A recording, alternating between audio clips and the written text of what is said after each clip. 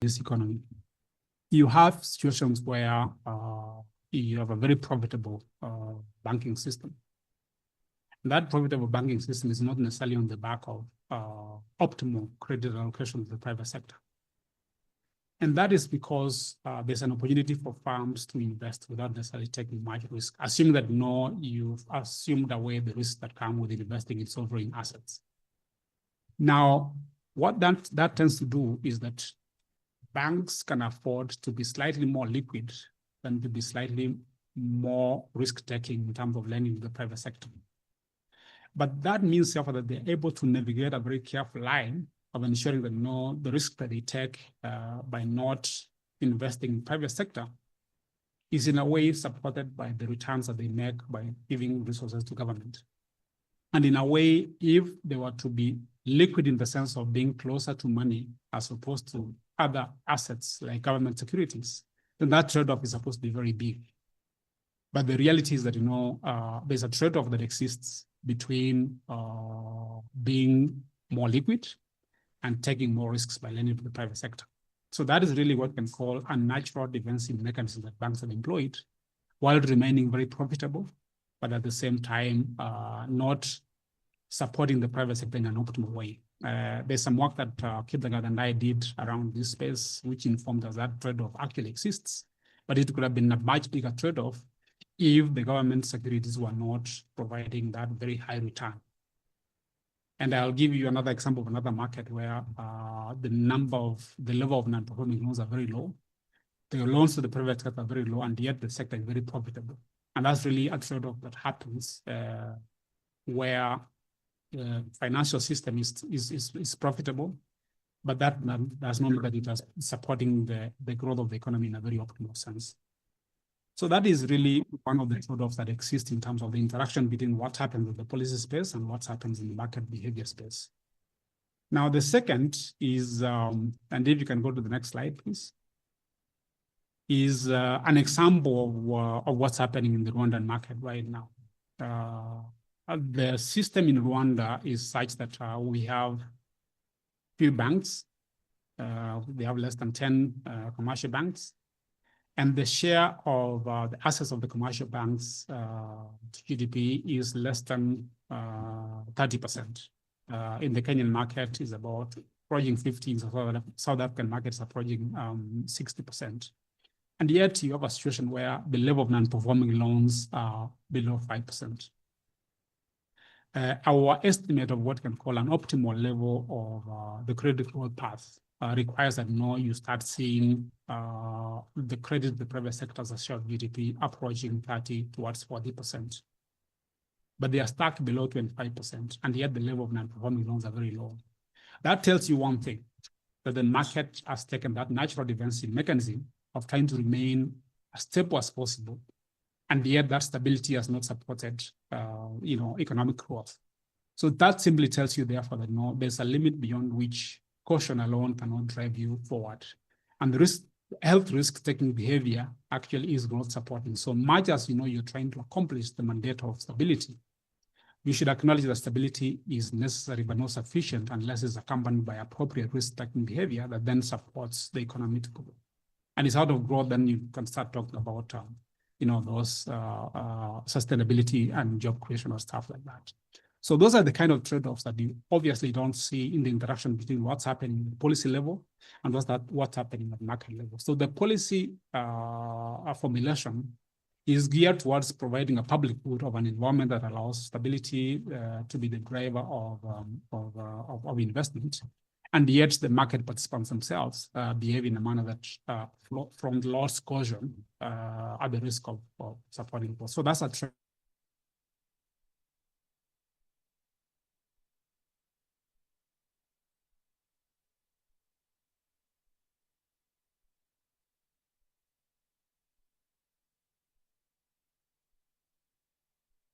If we can go to the next slide, please. Oh yeah, so this is there. So this is really another space where I think we probably need to start zooming in terms of the interactions. Now, the interaction between fiscal policy and monetary policy appears to be almost a natural one. And the distinction between fiscal policy and monetary policy is not merely that one is done by a central bank and one is done by the Minister of Finance. It is the fact that, monetary policy is an unfunded policy. It's basically an adjustment of a price. And fiscal policy is funded in the sense that you're mobilizing resources through taxes, and those resources are expended. And those have an influence on how the broader stability of both macro and financial systems operate. And if you look at the picture in front of you, this is basically a chart that we picked from the annual economic review of the Bank of International Settlement that tells you, therefore, that the interaction between fiscal policy and monetary policy, acknowledging that the other structural things that play into ensuring that the stability leads into what you can call a region of stability, a region of stability within the economic ecosystem, what you can call a sweet spot insofar as stability is concerned. But the BIS is not naive as to assume that that region of stability is something that is static. It's a very, very dynamic thing, and it can continue evolving depending on what other circumstances beyond policy can actually influence that region of stability. And that therefore means that, as policy makers, there's always that think about what are the new emerging risks that could actually make this region of stability be shifting. And that's why emerging risks, including environmental risks, climate-related risks, come into the picture. And that's how technology-related risks come into the picture. So this region of stability needs to be seen as the basis around which the interaction between macro policy and the emerging risks actually come into play. And some of these risks could actually be seen as what the scholars in the room could call tail risks, in the sense that, yes, there's a probability that they may occur. If that probability is rare, but when they occur, they can actually cause substantial damage to the economy. We have evidence from the global financial crisis. Many people think, and rightly so, that the pandemic was actually a tail risk that many people didn't even envision. But I think the reality is that the region of stability as envisioned by the Bank of International Settlement is not one nice stable place, but one that actually anticipates that there could be emerging risks that needs to be taken care of for us to be able to hit that spot of macro stability and financial stability as a way of ensuring that you have sustainable growth going forward. If we can go to the next slide. And this is really to speak to aspects of the interaction between not just fiscal and monetary policy, but the interaction between the domestic and the external economy. And this is really an area where I think many policymakers, especially those around monetary policy, spend a lot of time thinking about. And here is a situation where you're operating an open economy, typically what we call a small open economy. And in a small open economy, what tends to happen is, when the global markets move, that tends to have an implication on how the domestic outcomes from, the key prices behave. Now, there are two things that are really controversial in literature. One of them is the issue around mandate. What you can call the major global players, the major international central banks, then to behave in a manner that is really being committed to their local mandates, what they call in literature, local instruments for local objectives, essentially meaning that they probably don't give as much weight to what you can call the spillover effects.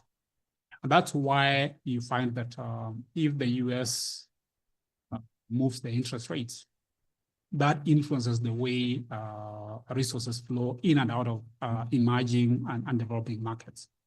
So much so that, the scholars who have written books, and this is really a fresh one out of the print by a guy called Ken Rogoff, who is talking about our dollar, your problem. Meaning that, if, for instance, we have the tyranny of expertise in monetary policy, and in the US, that's where we have it, because they tend to have a president who is now an expert in monetary policy. How the markets globally view that can actually lead into what we can call an inflow or an outflow of resources out of markets. Now, what we are starting to see right now is a situation where the global markets are starting to think very carefully about how credibility of policy in some economies are really put in question. And here we are talking about how investors generally are perceiving the US dollar as a global reserve currency. If you look at the chart in front of you, and especially the area that I've zoomed in, there are two things that you probably need to see there. One of them is that prior to that, whenever the US, whenever you have the US, the dollar index moving, it tracks very closely the yields of the US securities. But since, I think, April this year, when we had the so-called Liberation Day, investors started pursuing a strategy of diversifying their holdings of assets away from the dollar. So if you're China, if you're, markets such as Japan that have been having substantial portions of US securities because of the unpredictability and unreliability of the US policy, they have started taking a view around the US securities. And when you start seeing the US securities moving in the opposite direction of where the dollar index is, then it simply tells you that no, people are really looking at how they diversify away from being reliant on the dollar as the main reserve currency.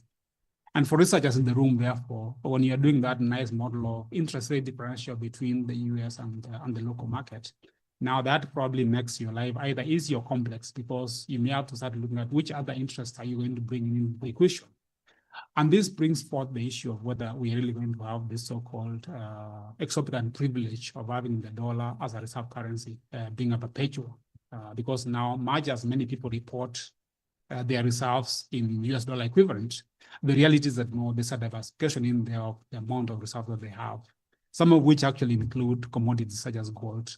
And therefore, this tells you, therefore, that the interaction between the domestic market and the international market is informed by how the markets perceive the policy credibility of the underlying major central banks and how that relates into informing the interaction between the domestic and international economy.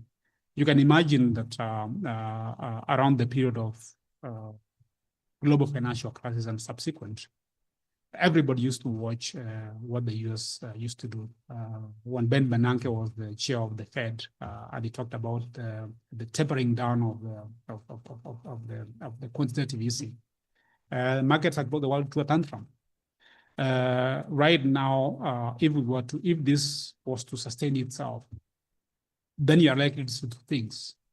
One of which being that the market watchers will not just be watching one market and how it behaves. They'll be looking at varied markets and seeing how those varied markets respond to emerging dynamics from a policy standpoint.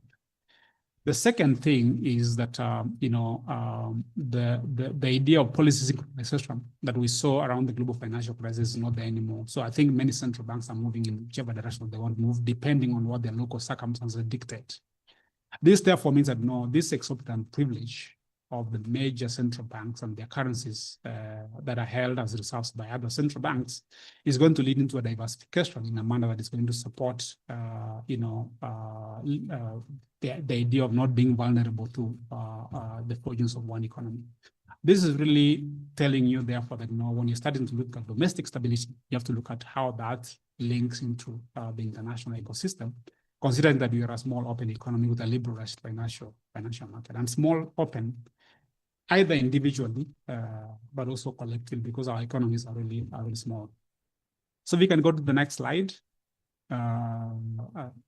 Yes, here we are talking really about the new emerging risks, and here we are talking about most notably the environmental risks. I know people here talk about the black swan, those tail risks that I alluded to. But there's a lot of literature that is now emerging around what they're calling the green swan, which is really the environmental risks and how they need to be brought into the picture. Now, how that relates to the broader management of stability and sustainability is something that I think scholars are now engaging their mind in. We are talking about the recognition that environmental issues are really critical, and managing environmental risks is where now that innovation and creativity comes in. I think the Central Bank of Kenya can take credit for coming up with what we call a green finance taxonomy which is really a modality of classifying assets, whether they are green or not, so that we avoid the situation of, what they call greenwashing, where you take an asset and you paint it green and you're saying that you've protected the environment. But then that now gives you a platform around which now the economies are going to start, providing a platform for issuance of green bonds, issues of sustainability bonds, and other bonds that are really addressing environmental issues. And I think that's a very important thing. What I need to note here is that, if you're really supporting these kind of initiatives and you're an open economy with an open capital account, then there are two things that I think you need to have in mind. One of which is that you're likely to see the management of financial stability going beyond managing the stability of the banks themselves. Because the players within the financial space, especially when we're talking about the intermediation of foreign resources that are seeking green opportunities, is way beyond what banks are able to do. As a matter of fact, much of the green finance is happening outside of the banking system.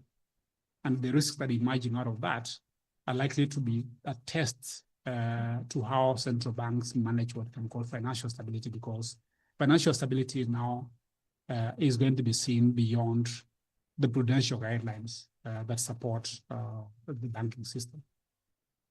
And therefore, that means that the complexities around intermediating foreign resources to support green assets domestically is something that I think scholars now have started pointing their mind towards.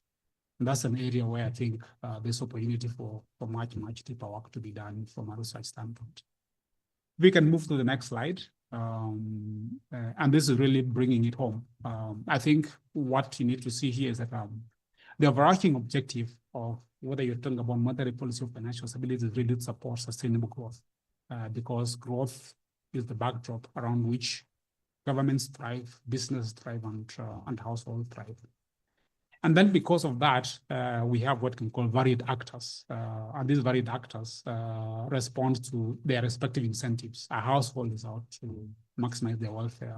Farms are there to maximize their profitability. And therefore, how they behave on the back of this sustainable growth is really how that growth is aligned with the incentives.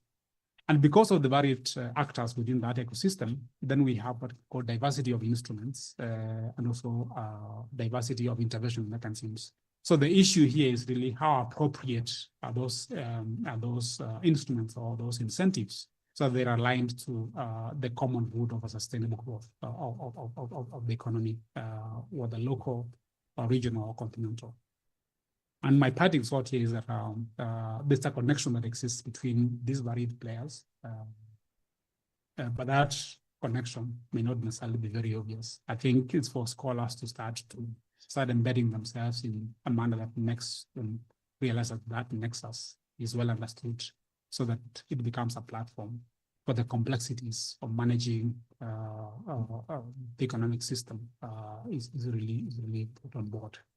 And I think that's what I wanted to share for this morning, and I thank you very much.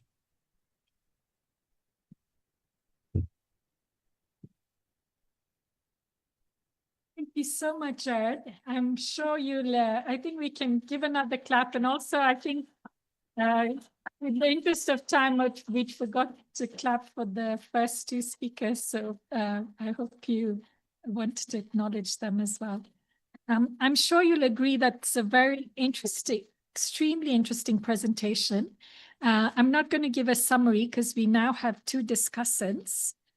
We have Dr. Maiko Akama, who is an environmental economist and trade consultant with over a decade of experience in impact evaluation, trade facilities, and technologies such as the single electronic window system. And he does both qualitative and quantitative research. As someone who myself do a lot of mixed methods research, I really appreciate this skill. He's worked extensively in low-income communities, applying theory of change in diverse sectors, including energy, transport, and infrastructure. Currently, he's a part-time lecturer at the University of Nairobi And he's widely recognized for his expertise on research methodology, policy analysis, and capacity building. And he's going to discuss Jared Osoro's paper. Thank you.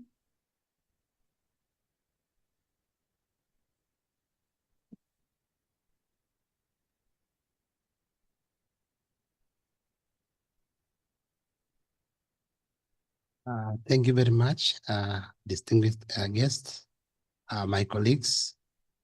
Let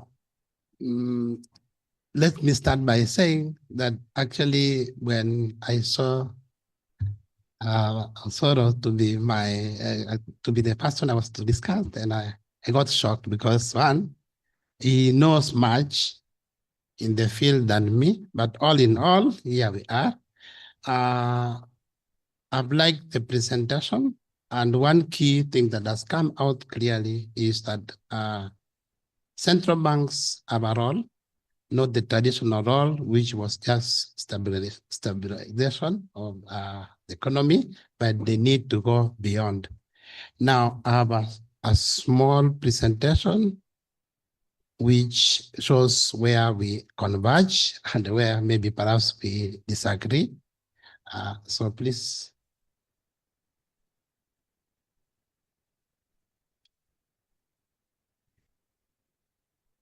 So you can go to the next slide, please.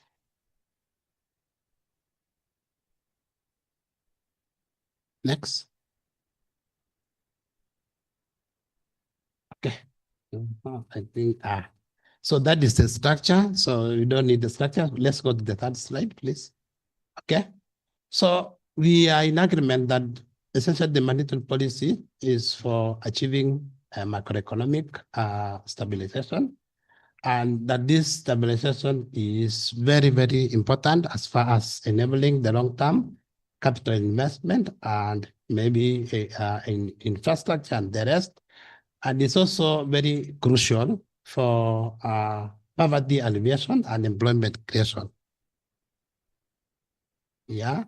So then the central bank have a great role in influencing the sustainable development goals, maybe through inflation targeting, exchange rate management, and policy policy instrument rate.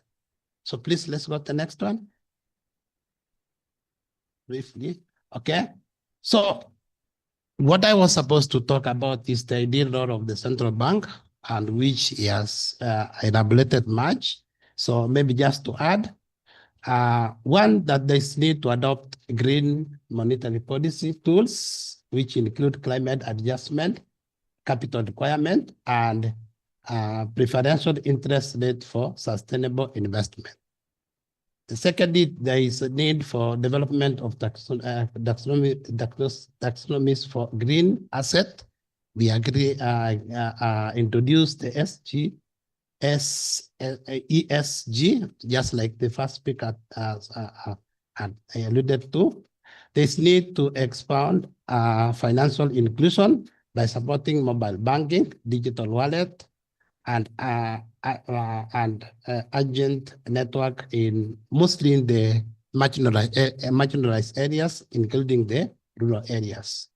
There's need to promote digital innovation through, say, sandbox environment. So please, if maybe I have too much the environment, it is because that is my area. So please, we can go to the next slide. Now, this is the current status that we have, that we are seeing there's a progressive shift, that about 70% of African countries are now recognizing climate-related financial risks. There's also national financial inclusion strategies being implemented, and as far as I'm concerned, it's about 30 countries that have done this. That countries are also, countries like Kenya and Ghana are advancing in digital financing ecosystem, which is really good. However, there is some gaps that perhaps I was able to highlight from whatever I was able to gather, that only a handful of these countries have integrated sustainability into their core monetary framework. So there's need maybe for more, integration. Green financing penetration remains very low. It's about 5% in the continent. And that is really a challenge. Lastly, there's limited coordination across government agencies that are undermining the impact of the same. So please, the next slide. Now, some of the best performing countries so far, I'm happy that the guest speakers have spoken about Rwanda. So you can see Rwanda National Bank financial inclusion is about 93%, which is good. Then the adoption, it has also adopted sustainable financial roadmap that is around 2022, which is in collaboration with the UNEP. Nigeria is also doing its best as far as introducing the sustainable banking principles and deploying over $100 million in renewable energy credit facility.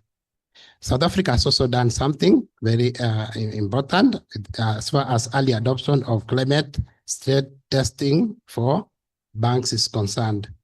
However, we have also other countries that are doing poorly. So we got the next slide, please. Okay, these countries have a common problem of fragile countries.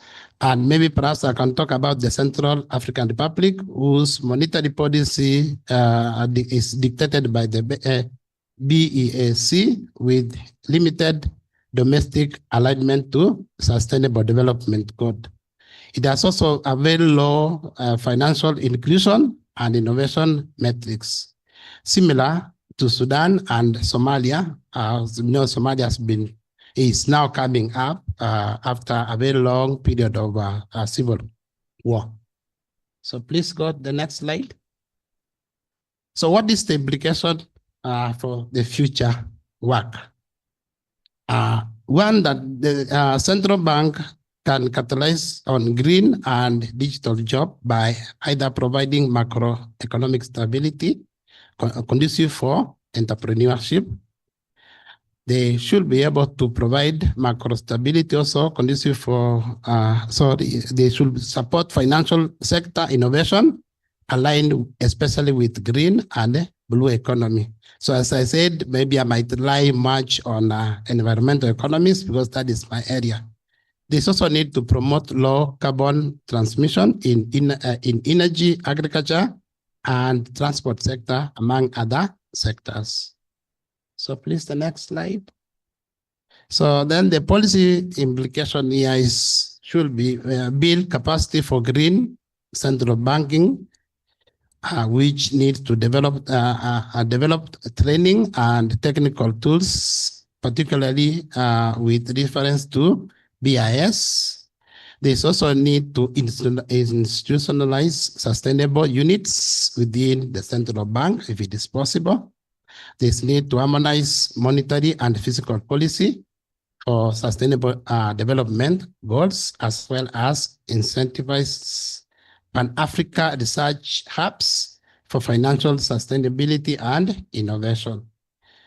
So next slide, please. So in conclusion, ladies and gentlemen, developing nature of the work of Africa demand forward-looking and inclusive monetary policy framework, which our guest speaker has referred to, taking into consideration both internal and external. So there's also need for central bank to go beyond inflation targeting. We agree with the with the guest speaker, maybe perhaps to embrace developmental mandate. And there's also need, there is no sustainability without financial system transformation. Thank you very much. Those were my few remarks. Thank you so much, Dr. Kama, and thank you very much for for sticking to time. As you know, we're running a bit late, so we're trying to catch up. It's now my pleasure to introduce Dr. Maureen Were, who has extensive experience in macroeconomic modeling and forecasting in the research division of Central Bank of Kenya. She's also involved with the Mo Ibrahim Foundation. She's worked as a consultant for World Vision, conducting evaluations of health programs. And she's worked, so she has, again, like our main speaker, an experience with the macro and the micro issues. And I'm sure her comments will be really insightful as well. Dr. Maureen Were, please.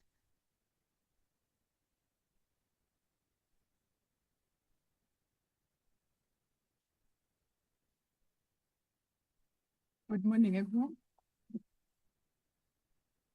I hope you can hear me.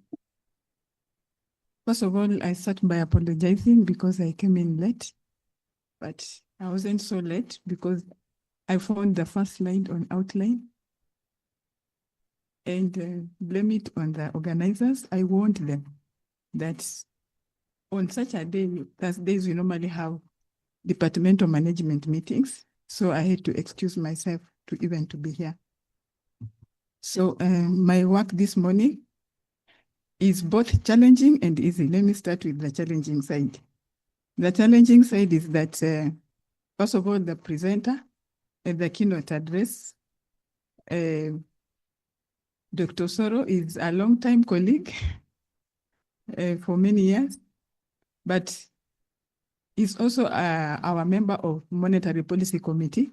So in a way, he's the man I serve. Yeah. So I was teasing my colleagues this morning when I told them that I'm rushing to the University of Nairobi because I need to discuss a presentation by one of our MPC members. And I was telling them I'm going there as a colleague, but not as in relation to MPC staff relationship. So whatever I want to say here, I want to say it from that perspective. And so I'll just give a few comments to complement what my colleague has said, the presentation, maybe the missing links as the previous speaker has said, and also that makes my work easier because we had a full-fledged discussant. I was looped in last minute, but because of my association with this great institution, this is why I schooled, this is what has formed me. I said I cannot let them down and still come and say one or two things. So with those caveats, let me now go to my few comments. And of course, coming from the central bank, allow me to start by saying that basically what the role of central banks are, including our very own here. And there are three principal objectives of central bank, and I'll say this in reference to our very own Central Bank of Kenya. One is to any central bank, anytime you mention the name central bank, what comes to your mind? This is a Con 101. It's price stability. So if there is a central bank that is not preoccupied by price stability, I think it has no role to exist. So that is we dream and wake up and we dream price stability. And that is very fundamental. And then two is fostering financial stability. And these two objectives, I was curious because sometimes there is also a conflict, a trade-off between these two. And I think the presenter, Dr. Soro, mentioned a bit of it. And for some central banks, right, globally, especially in advanced economies, they have even devolved that function. But having what happened during the financial crisis, I think central banks realized that, okay, we don't need to preoccupy ourselves so much with the price stability. that it can be detrimental if we ignored this financial stability. And so some central banks who had even devolved that function and maybe removed it from the central bank actually brought it back on the understanding that so financial stability is just as equally as important. And if you get so obsessed with price stability and forget about financial stability, then things can go out of hand. And I think the speaker mentioned a bit of that. And so much as this price stability is more fundamental, there is also the link between those two, which I'll speak to just briefly. And then there's the third objective. And again, I make this in reference to our very own central bank, which is to support subject to, and please note and underline the word subject to. Subject to 1 and 2. What is 1 and 2? 1 is price stability, 2 is financial stability. Subject to these two, then the central banks can go ahead and support the government's policy of growth objective and employment. Now, the moment you say subject to, then you remove away that burden of job creation from central banks.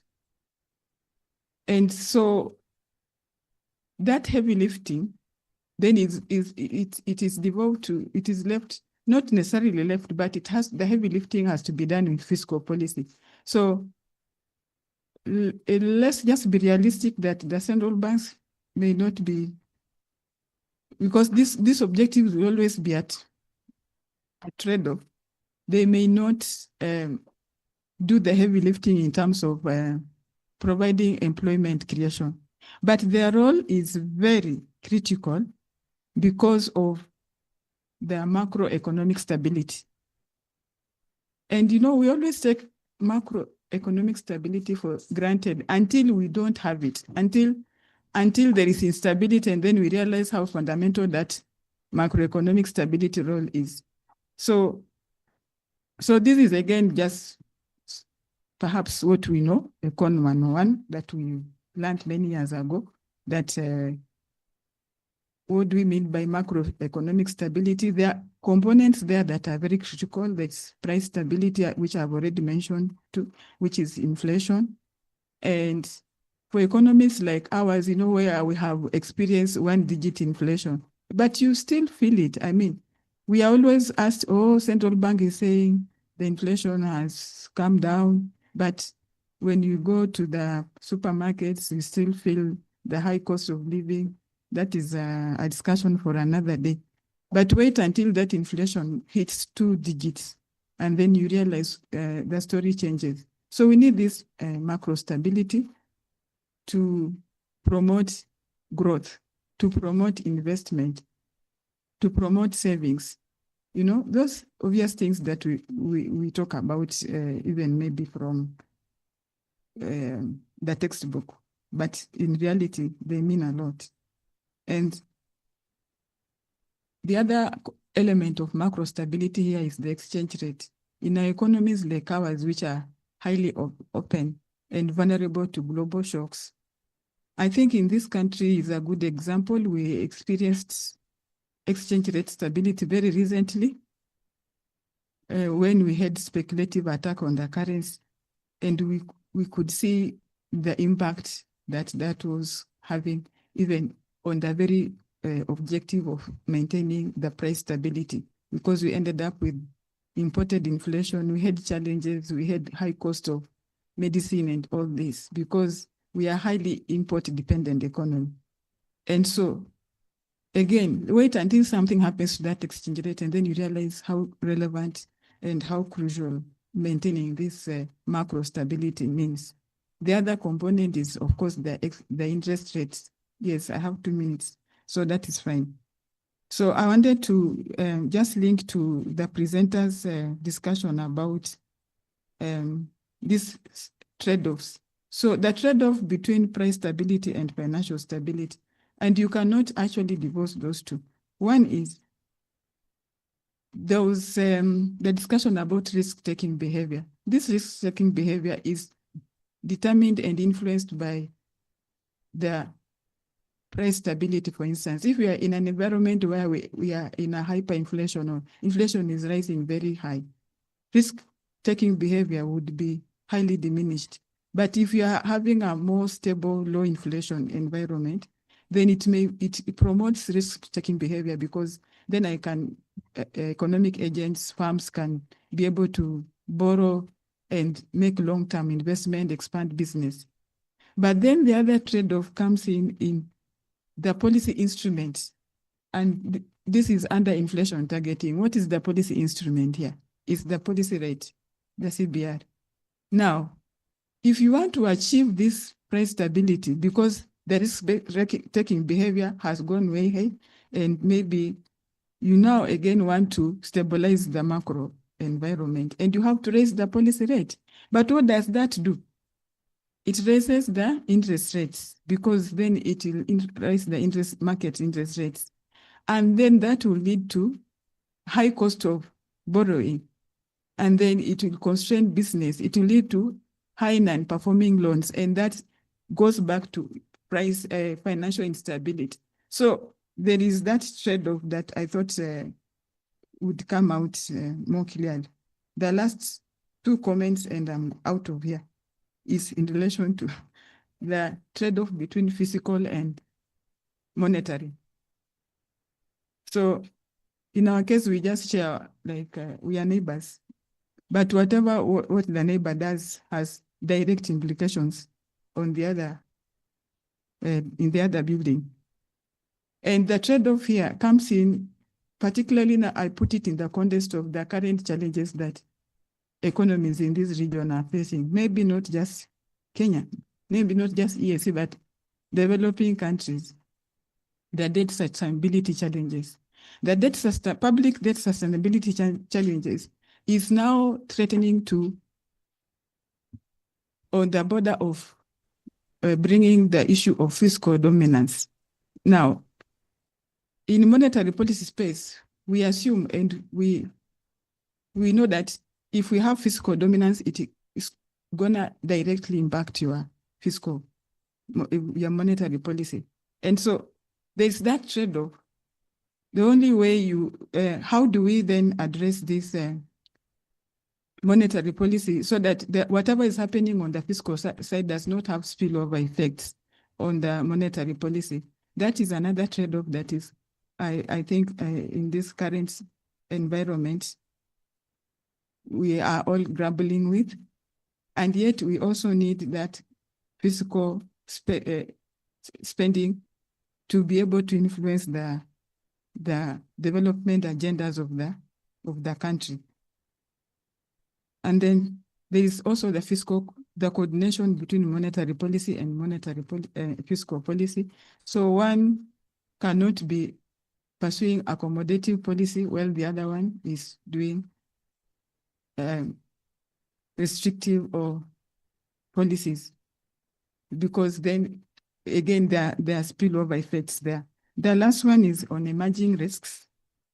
And here I just wanted to mention the current environment again in the context of what is happening, heightened and global uncertainty in the global economy of the current was the trade and this tariff that I think Dr. Soro mentioned, but maybe now linking that to how that affects, how it's going to impact price stability, how is it going to impact on financial stability. That is something that we are keeping a close watch. And then we are having this technological renovation. And right now, everywhere you talk about is this talk about artificial intelligence. So what are the threats, what are the opportunities of this space, and how would that then impact these objectives and the trade-offs that we are discussing about? And the emerging risk, another emerging risk is cybersecurity. Now with all these digital technologies, there is issue of the cybersecurity that everybody now is more concerned with. And lastly, this is my last point, and this is in relation to the role of central bank in promoting financial inclusion. I think the former my colleague who just spoke before me mentioned a bit of that. And in this space, I think Kenya and some other central bank, you saw Rwanda is at 93, we are at 83. Yes, they have done well. But there is one issue that is coming up, and this is increasing indebtedness. So that is where the discussion is going, and I am sure I'm happy that Radha is here. There is so much space that concerns that are coming out of this. Yes, we have seen this increased access to financial inclusion, but what is the financial health status? What are we looking at? And it's an issue that I think right now deserves more attention than just focusing on access.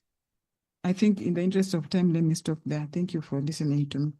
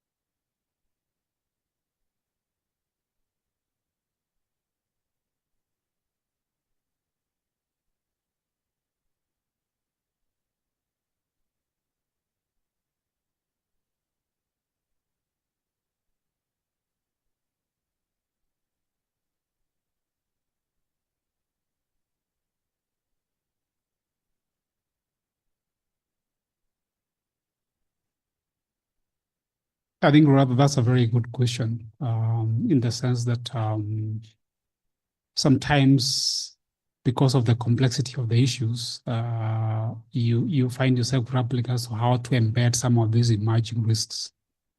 But there are two things that we've learned since the global financial crisis, that you need to go beyond this microprudential where you're tweaking the capital requirements and capital buffers and stuff like that. Where the conversation right now is really whether the macroprudential regulatory regimes have to be supported, where you look at the entire system, you stress test it, and you make sure that now you're able to adopt regulatory regimes around the macroprudential aspects, where now you're able to identify spillover risks from one end to the other, whether those risks are emerging from markets, whether they're emerging from these other things like what Maureen was talking about, and even the green swan or black swan kind of risk. So I think many African economies are being supported, for instance, by the IMF to start developing frameworks around macroprudential regulations. And then that fits well into the conversation around who should actually do the regulation and the debate around On the one hand, you want the central bank to do it. On the other hand, you want somebody else to do it. So who is going to do that? Considering the complexities of the diversity of the financial institutions. The latest wave of banking crisis we had in the US and even in Switzerland, where some of the old banks collapsed, was because of limitations of identifying some of those things and relying substantially on, or having a lot of faith on the microprudential when you're talking about capital and all that. So I think that's really where the spotlight is. I just that I'm here, I may as well say two things. One is many of the things that were brought out by my friend here were really valid. The only thing I need to caution is that there's something called mandate creep. The fact that something is noble does not mean that it has to be done by one institution. There's a limit to what things central banks can do. So all those nice things you said are really good. But the mandate of the central bank, as was reinforced by my colleague there, is that macroeconomic stability, price stability, financial stability. And subject to that, then we can do everything else. I think there's a presentation that was done by Professor Melinda during the CBK at 50, which said that a reasonable central bank will have 1 plus n objectives, where one objective is stability and n you can throw in whatever you want, so long as they don't compromise that. So you pick the two and then you run with the rest. Otherwise, I think that was a valid question. Thank you.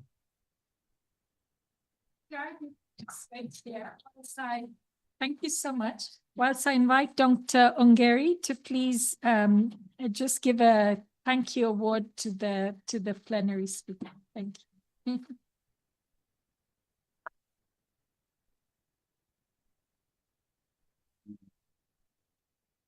That's my very simple task. Okay. But I'm very happy to see many of you. Some of you are my students. I cannot even know some of you. And I'm very proud of you anyway. Osoro, I have interacted with him for quite a number of times. Essentially, I have had a long journey in the banking industry.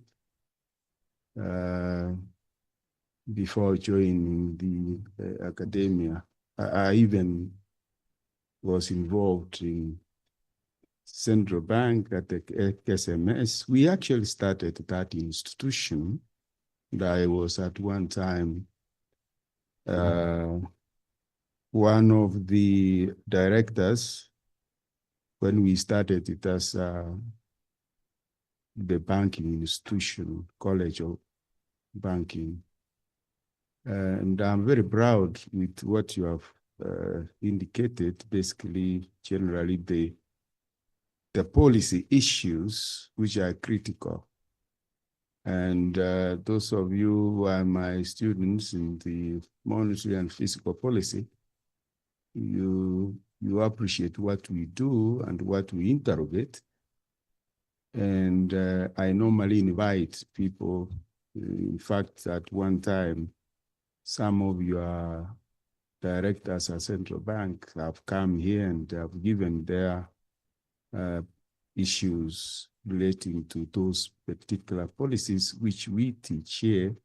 And we normally want that aspect of the theory versus the practical aspect, which I'm happy that that has happened, because I've had that association when Jeserem was there. That's the time I was actively involved. And we feel the privilege, particularly as a university, and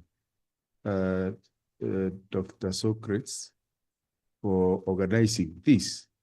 Socrates was your colleague. You are my best students anyway. And therefore, now my very basic issue or responsibility is to award this. So I will call upon Jared to accept this. It's nice. You can just put it.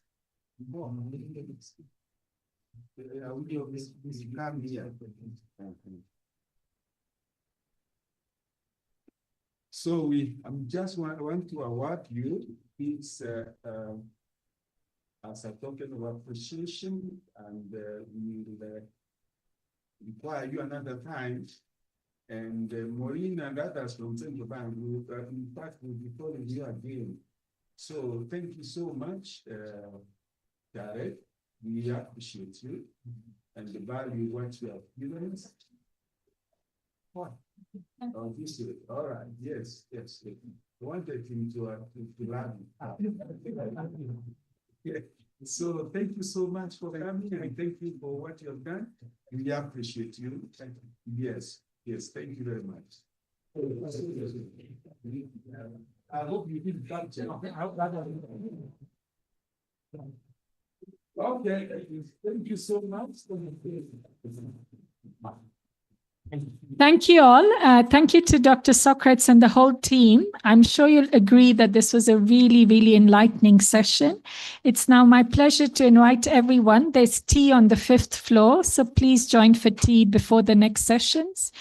Jared always even teaches in my class as a guest lecturer. So thank you again from everyone for always being so approachable. And thank you to everyone here. Thank you.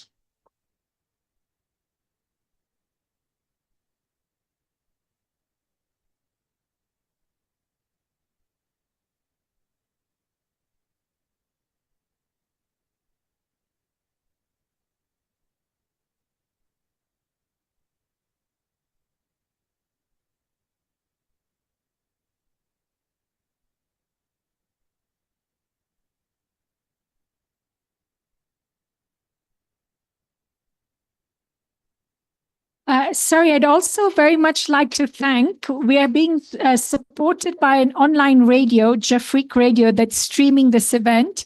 So thank you to them as well. And thank you to all the participants who are online. We do appreciate that some people are up very early to listen to this. So thank you very much. Thank you.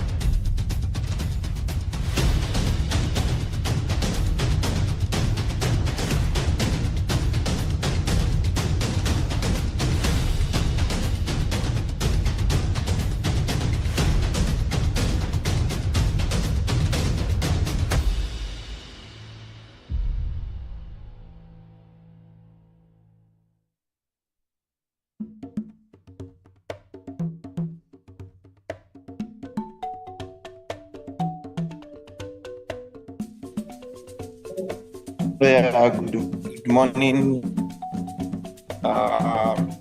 You are all welcome to the day 2 breakout session on morning presentation of our paper. This session will be chaired by Dr. Amos Oyeleye. Dr. Amos Oyeleye, can you please take over the sharing of this session? Thank you.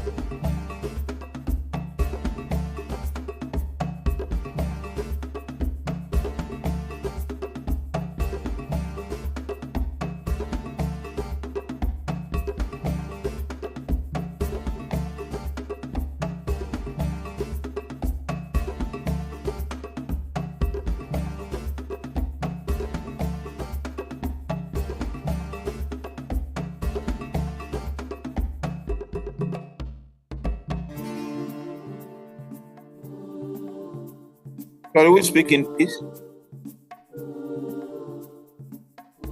Hold on, please.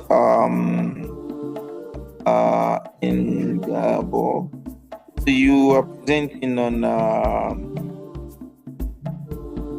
you are presenting practices and cognitive skills in sub-Saharan Africa.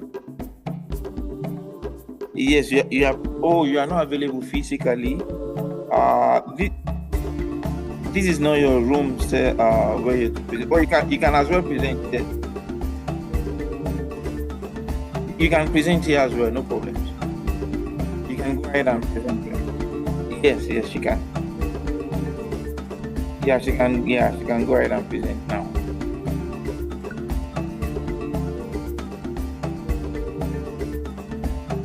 You can just proceed with the session. Yes.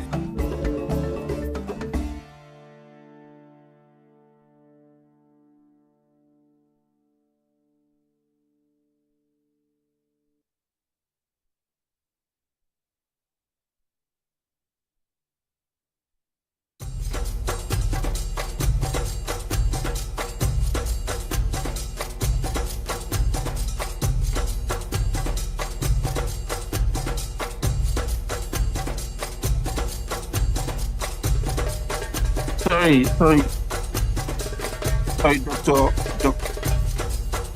Dr. Amos, Priscilla can present here.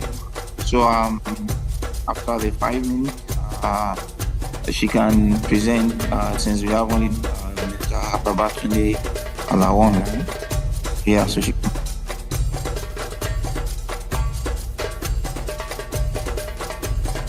Yes, so once they start it, then you can. All right, thank you.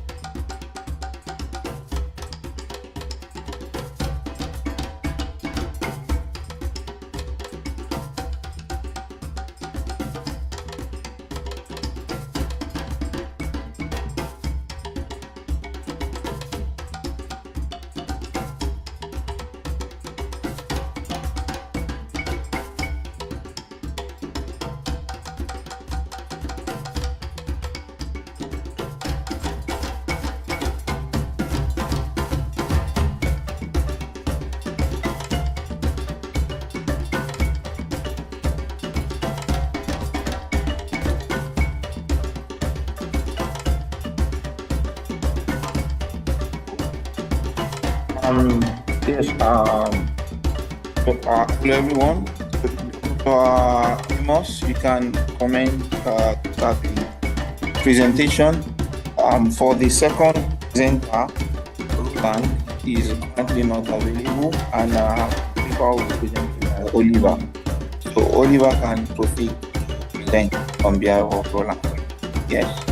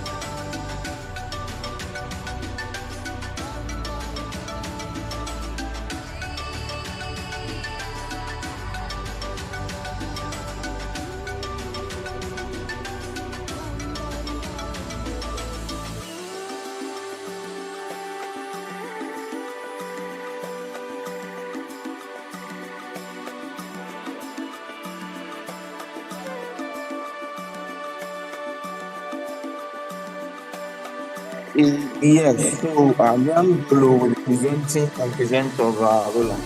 So Liam Golo, go ahead.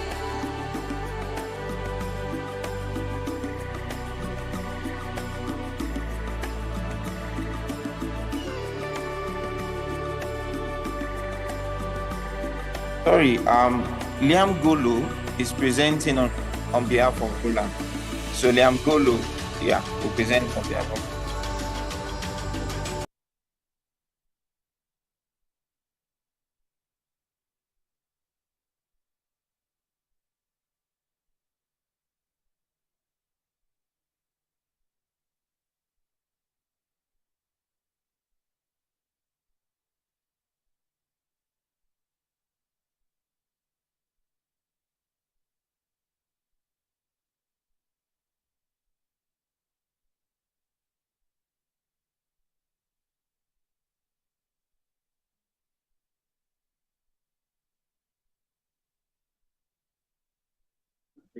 Hello, Mr. Golo. Hello. Yeah, hello. Is that Mr. Golo? Oui. Is that Mr. Golo? Yes, yes. Yeah, please. You are given 15 minutes to present. Please go ahead.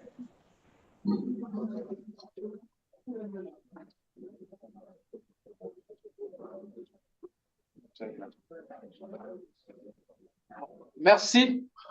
Merci pour m'avoir accordé la parole. Est-ce que vous me voyez?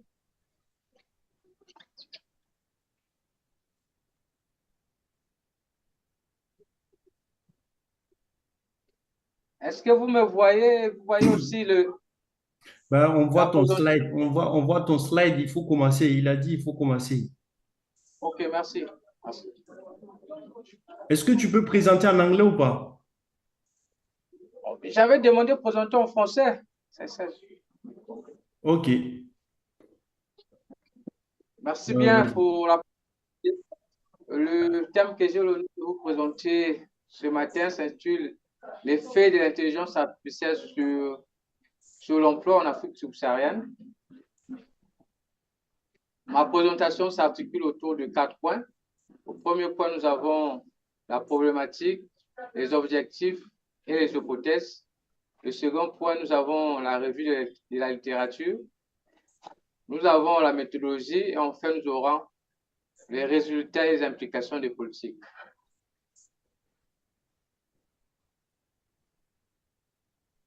Au premier point, s'agissant de la problématique, nous remarquons qu'en Afrique subsaharienne, des milliers de personnes restent cantonnées dans l'informalité, la pauvreté au travail et la marginalisation économique. De ce fait, la situation de l'emploi et du travail décent dans les pays moins développés continue de s'imposer comme l'un des problèmes contemporains majeurs, selon le rapport de l'Organisation internationale du travail. Ce rapport nous révèle également que le taux de chômage dans le monde a connu un niveau historiquement bas, notamment de 5%, ce qui laisse penser que le marché du travail est florissant, dans les chiffres encourageants de 2024. Mais derrière ce chiffre se cache une réalité inébranlable dans les pays sous-développés.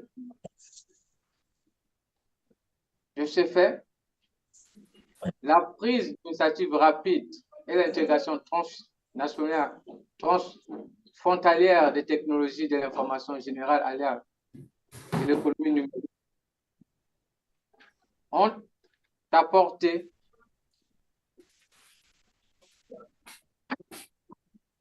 excusez-moi s'il vous plaît. Donc, la prise d'initiative rapide et l'intégration transnationale des technologies de l'information générale à l'ère du numérique ont une contribution majeure et significative sur la stabilisation de l'emploi et la croissance économique. L'intelligence artificielle dans les différents domaines entraîne un changement notable sur l'emploi où l'autonomisation remplace des emplois, notamment dans des emplois routiniers et manuels. Donc, c'est selon Asemeglou et Restrepo en 2017.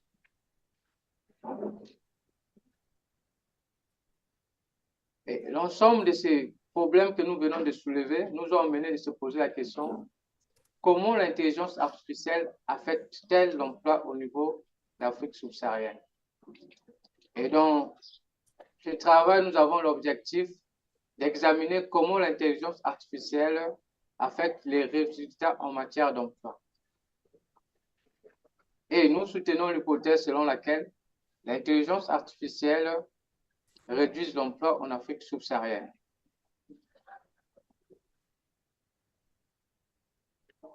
Au niveau de la littérature, la relation entre l'intelligence artificielle et l'emploi revêt un intérêt tant théorique qu'empirique. Donc, au niveau de la littérature théorique, nous avons deux approches qui s'opposent. La première approche dite de complémentarité. Cette approche soutient que l'intelligence artificielle parvient à favoriser l'emploi. Donc, elle affecte un large éventail de tâches de divers emplois. Elle renforce l'engagement et améliore la sécurité dans la prévisibilité des accidents au travail. Ensuite, la personnalisation de la formation grâce à des outils virtuels basés sur l'intelligence artificielle. La seconde approche, quant à elle, dite de substitution des emplois, précise que l'adoption de l'intelligence artificielle remplace les emplois en modifiant les schémas d'emploi, les exigences en matière de compétences et les structures salariales.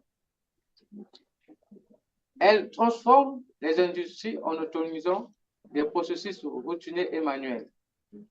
Elle crée également une demande pour de nouvelles compétences qui complètent les technologies de l'intelligence artificielle.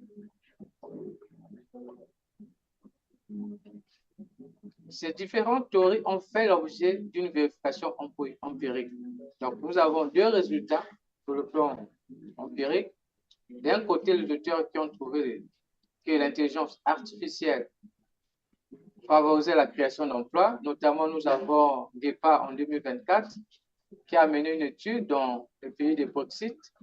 Il a trouvé comme résultat que l'intelligence artificielle impacte positivement la création d'emplois. Nous avons Christique également en 2024 qui a trouvé comme résultat que l'intelligence artificielle crée des emplois dans les industries techniquement sophistiquées.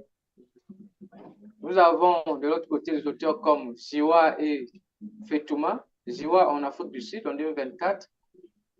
Il a trouvé comme résultat l'intelligence artificielle, une corrélation négative entre l'intelligence artificielle et l'emploi, peu qualifié à long terme. Nous avons également Fetouma au Maroc, qui a trouvé comme résultat que l'intelligence artificielle a un impact négatif sur le marché du travail.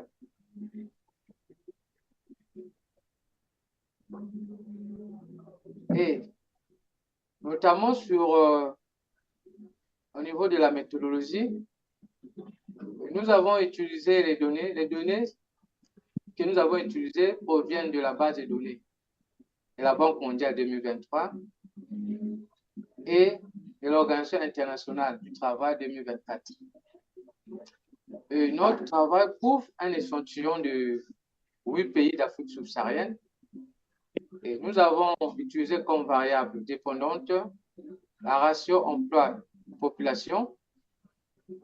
Et pour capter le chômage au niveau de l'Afrique subsaharienne, nous avons également utilisé la variable indépendante qui est les dépenses publiques de recherche en développement pour les recherches publiques, de recherche et développement pour capter l'intelligence artificielle.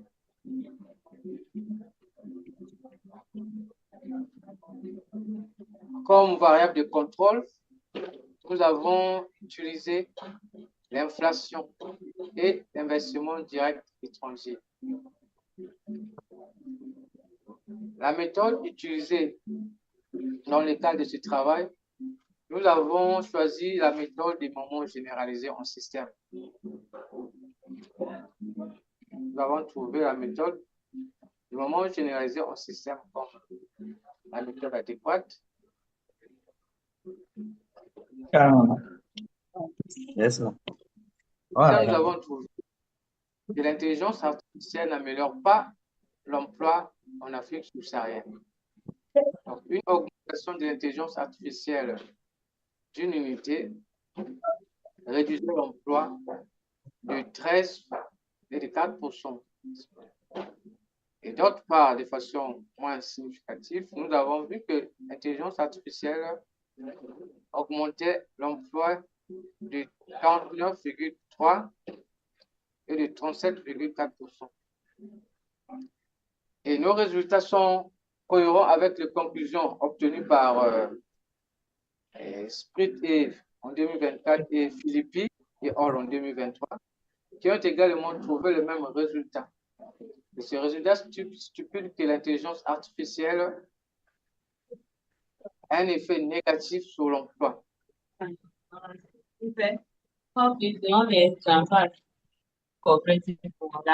Yeah.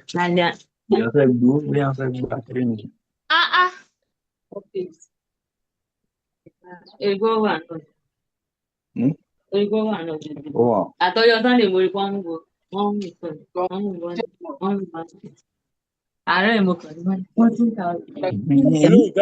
Hello. Don't disturb. Don't distract our program, please. Unmute yourself, please. Please unmute yourself. Donc, les résultats que nous avons obtenus nous ont emmenés à proposer quelques implications de politique, et notamment aux décideurs publics de poursuivre avec la transition technologique. Mr. Agolo, Yes. you have 5 more minutes. 5 more minutes. 5 more minutes. Poursuivre avec les transitions technologiques et les décideurs publics d'investir dans le programme d'infrastructure moderne, en particulier dans le NTIC. Merci pour... nous voici au terme de notre présentation. Merci pour votre aimable attention.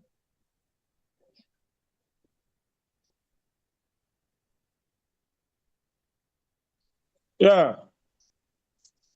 I hope it seems you have you are through with the presentation, Mr. Agolo.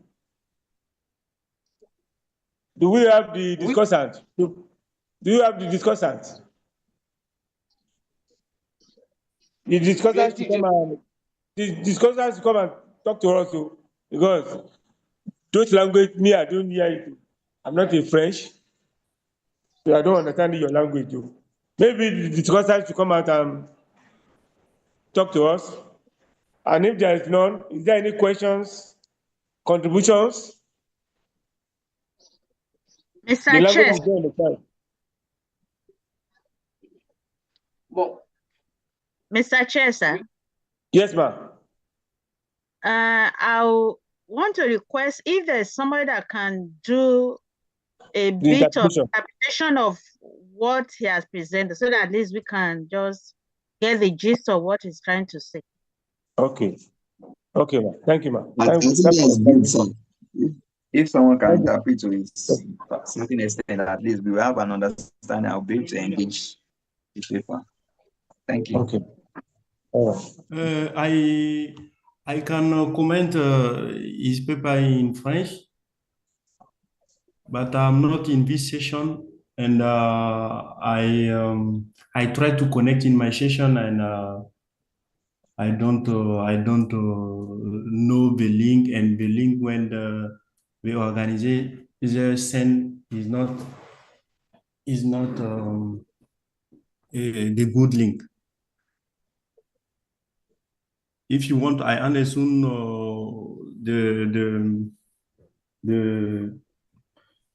his presentation, but I don't read the paper, but I try to give some observation. He tried to explain the impact of EA and on on the employment in Africa. And he take eight country in Sub-Sahara Africa by applying a GMM system. And he find that he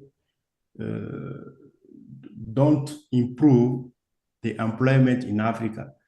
This is the main result that he showed in his paper. And if someone may want to continue, I don't know. But Liam Golo. Oui, je vous écoute. Oui, voilà, moi j'ai suivi votre présentation, donc je ne suis pas de cette session, je suis dans une autre session donc dans laquelle je n'arrive pas à me connecter. Donc votre papier, en fait le papier il est intéressant, mais il y a du travail vraiment vraiment à faire dessus. Donc dans le sens où vous utilisez déjà un DMM dans un échantillon de 10 pays. Donc je ne sais pas, est-ce que c'est un DMM système ou un DMM différé que vous utilisez? Et en plus, quels sont ces pays-là? Est-ce que ces pays sont représentatifs de l'Afrique subsaharienne? À mon avis, non. Donc, du coup, ce qui serait vraiment intéressant, parce que vous avez non seulement, il y a une très, très grande hétérogénéité, notamment dans les pays d'Afrique subsaharienne. Par exemple, vous avez le Nigeria qui est très, très développé à Lagos. Voilà, donc, et pendant ce temps, vous avez des zones tout au nord aussi qui sont moins développées. Donc, du coup, moi, je pense que ces pays-là, ces 8 pays ne sont pas réellement représentatifs de l'échantillon. Et aussi l'approche méthodologique utilisée. Donc, à mon avis, je ne pense pas qu'on puisse utiliser un DMM. Et déjà, votre échantillon d'études, enfin, la période d'études, c'est combien? Donc, pour utiliser un DMM, c'est vrai, c'est un panel, mais les conditions de panel doivent être respectées. Donc, du coup, ce qui veut dire que vous avez utilisé un DMM de 8 pays, votre période d'étude est inférieure à 8. Non, à mon avis, je ne pense pas. Donc, ce qui pose vraiment un problème d'utilisation ici du DMM, ou sinon, un peu plus en détail, ce que vous pouvez apporter par rapport à tout ça. Maintenant, ce qui est de l'emploi, donc du coup, l'échantillon a été, c'est comme je l'ai dit, il y a un biais de sélection dans l'échantillon, donc toute chose qui fera Hello, que... sir. Hello, sir. Hello. Yeah, our thought was that maybe somebody can interpret it in English language because we are all English. So that is the reason why. Because this issue of French or another language that you people are speaking there, me, I don't understand. So Yeah. maybe by the write-up, maybe probably through the write-up, one can get those points. Or if you can peruse the language that we understand. Because all this language you are saying, Okay. don't understand. Okay. But I said is the sample. The sample, it took eight country to examine the effect of EA in sub-Sahara African, in a African country, maybe namely in sub-Sahara. But this country is, I don't know how he chose this country. And in Africa, we have most heterogeneity in the country. And I add that if you take maybe but Nigeria or Lagos, we are a very high heterogeneity than some country, maybe I don't know, Niger, Burkina Faso, or and so on. And the methodology that he chose is not adequate for this study. But if you want, in the methodology, he applied GMM. I don't know. It's GMM system or GMM difference, I don't know. But That I know in the panel, when you want to apply, but a panel you can you have some verification, and but he used eight country, and I add that I don't know if the year of the country is 8, maybe in 2000 and 2008. That is more than this. And he in this context, he cannot apply the GMM system. And I invite him to judge another methodology for applying in this study. And he said that the employment IA cannot improve employment in sub-Saharan Africa, but I heard that it is the result is not clearly. This result is not. We cannot take this result, but he chose the 8 country, and the 8 country is not representative in Africa. Africa are 54 countries. In 54, you cannot take 8 countries and say that we in Africa, in sub-Saharan Africa or not, EA cannot improve employment. So this is my suggestion for this, but I want to read the paper entirely, but I'm not in the, I want to notice that I don't have in this session, I have a negotiation or press room, but I cannot connect in this session, but that's why I click to this link and comment his paper. But right, this is my comment.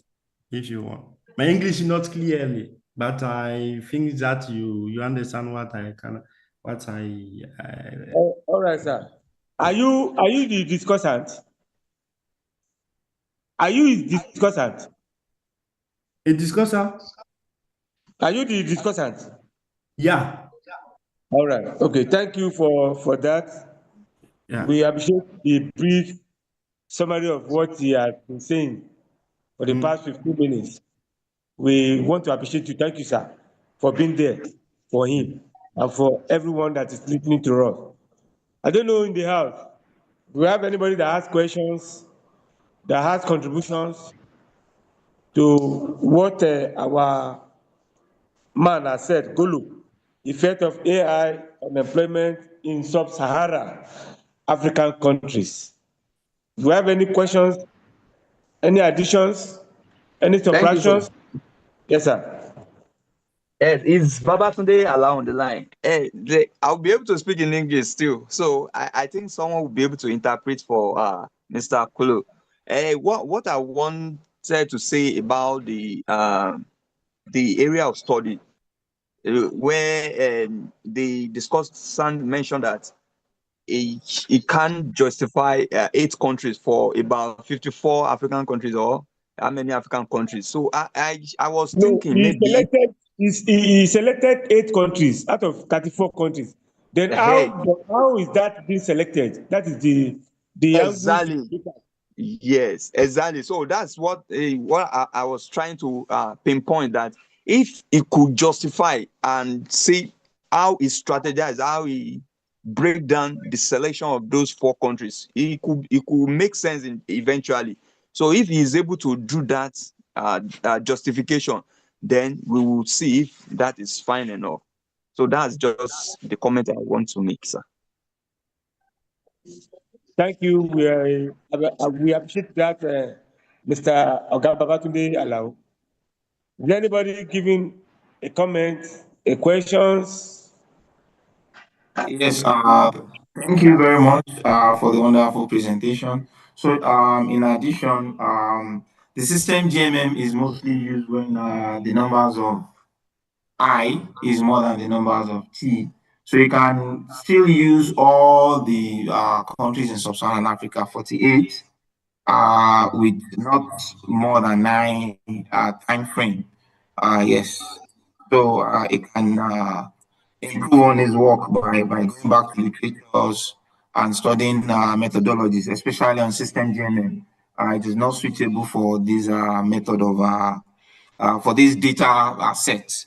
So if he's still sticking to system GMM, he has to increase the number of countries in sub-Saharan Africa, or he just opts for other method that accommodate small I, which means small observation. Yeah, thank you very much.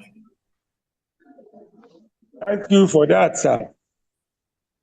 Thank you for that. Maybe the presenter should note all those things that people have been saying. Is there anybody? Other questions? Other contributions? In the Yes. absence of none? Hello? Thank you, Mr. Chair. Yes, ma'am. What I want to say is about the results, but from what other people have said about the methodology, inappropriate methodology, then it can definitely mean that the result is not going to be a reliable one, because I would have asked if he finds that AI is not improving employment. So what then is the way forward? Is it that we are not doing something right? So if we are not doing anything right, so what can we do to improve? Because all over the world, AI has come to stay. Of course, we cannot say that since AI is not improving our employment in sub-Saharan Africa, then let's jettison AI. But I would love to ask, what else can we do? That now was the way forward. That's if, of course, if the methodology is appropriate. Thank you. Thank you, ma'am, for that. Ma. But in addition to what you have just said, ma'am, I hope the discussants have said a lot about the presenter. That maybe the issue of GMM. And somebody now said that data may not be sufficient for 8 countries. Maybe if Mr. Golo could go ahead to look for more countries and see and look at the methodology of improving employment through AI. And if it's not going to work, what is the alternative way of making use of AI? Thank you, ma'am. Thank you, ma'am.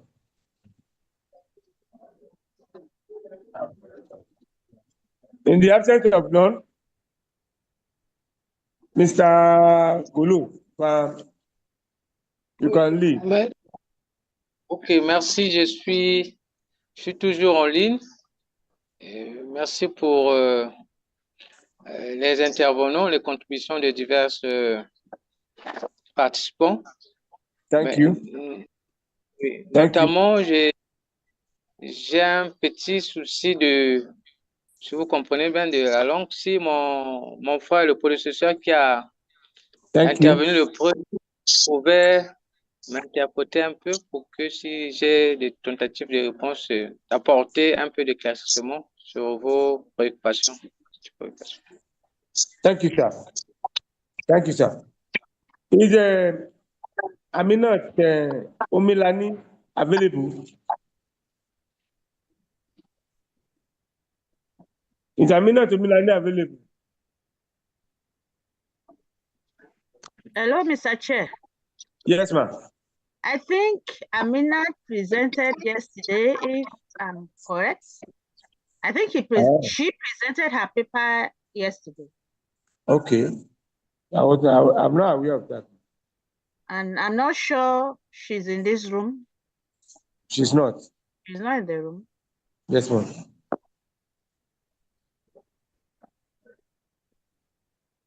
Ma'am, what advice can you give? So are we done with all the presentations? Yes, ma'am. There are 3 in number. We have Amina, we have Golo, and we have Mr. Babatunde. And Babatunde and Mr. Golo has presented. And you are telling us now that Aminat has also presented yesterday. I think so, yesterday. I suggest yesterday. So there's no other person except, I don't know. Okay. Yes, if we still have more time, Mr. Golo was trying to do a response, even though most of us, yes, don't understand. yeah. So if there's anyone that can maybe translate, is that his discussant still around? Or any other person that can just translate whatever he has said so that at least we get his way forward. Sasiri Napo, are you still available?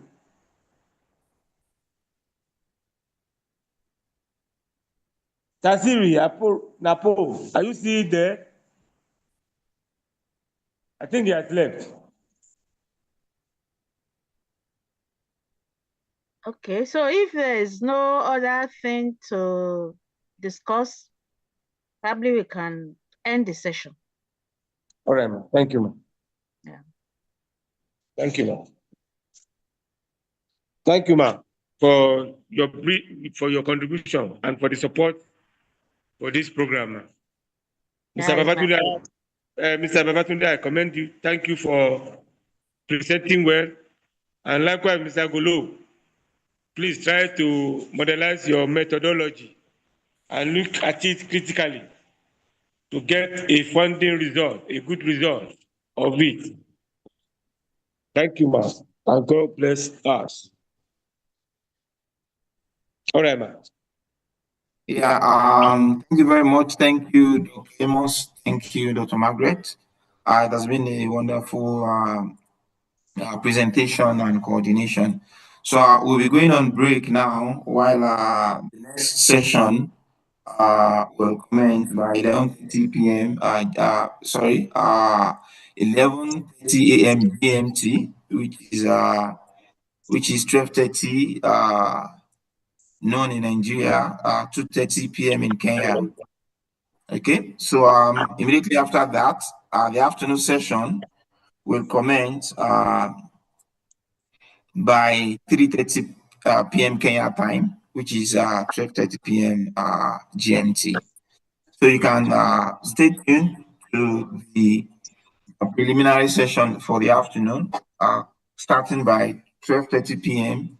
11:30 a.m. GMT, while the breakout session for paper presentation will start by 12:30 p.m. In the afternoon. Thank you very much once again, all our presenters and participants. Thank you. We appreciate you. Thank you, sir. Thank you, sir.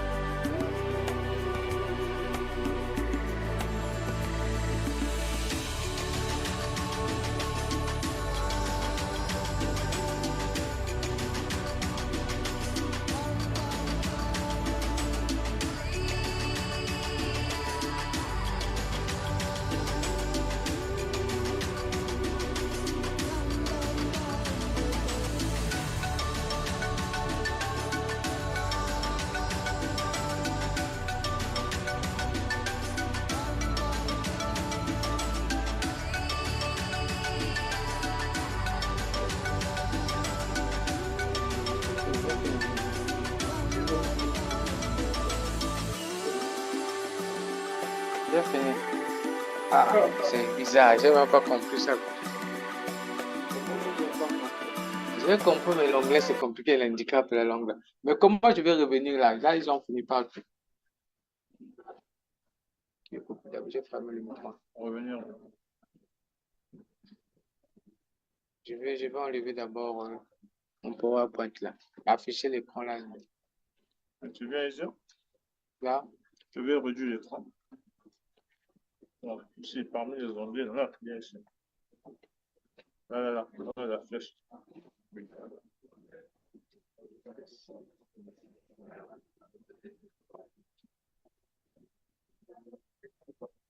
C'est bon. Tu veux quoi? Retourner dans le lien? Non, mon écran, c'est moi, je veux voir. Ton écran ne se faisait pas voir, ils n'ont pas vu le slide. Ils ont enlevé. C'est bon, non? Ouais, je ne sais pas si vous avez fini, c'est toi seul qui sais que ça va être. Mais tout le monde a bloqué, on ne parle plus. Comment je pose la question si on a fini? Ouais, c'est pas. Ah, on ne vient d'avoir mes trucs. Je pose la question sur d'avoir fini. Qu'est-ce qu'ils ont dit là? Ah, ils ont dit en anglais, ils ont donné toutes les contributions après. Tout le monde a fermé les micros. Ils m'ont posé des questions, mais je ne comprends pas. Questions en anglais. Pardon?